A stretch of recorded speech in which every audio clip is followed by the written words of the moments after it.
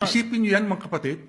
Ang sabi sa atin ng mga apostol, kapag kaanya dumarating sa inyo ang mga bagabag, hindi ang dapat gawin ay mawala ng pag-asa. Hindi ang dapat gawin ay umurong, o kaya ay tumalikod, o kaya ay bumitiw.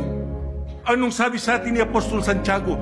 Ituring ninyo iyon na isang pagkakataon para anya doon sa dakilang kagalakan.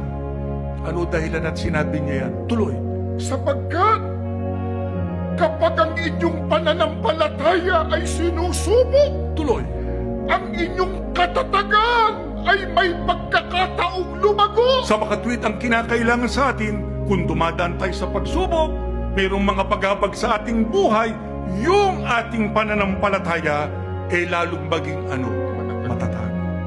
Hindi lang matatag, kundi lalo raw lumalago. Hindi kinakailangan sa isang tunay na iglesia ni Cristo nawawalan siya ng pananampalataya, nawawalan siya ng pag-asa, tumitigil siya, humihinto siya, o kaya ay sumusuko, kundi lalong itinataguyod niya yung kanyang sagutin sa Diyos.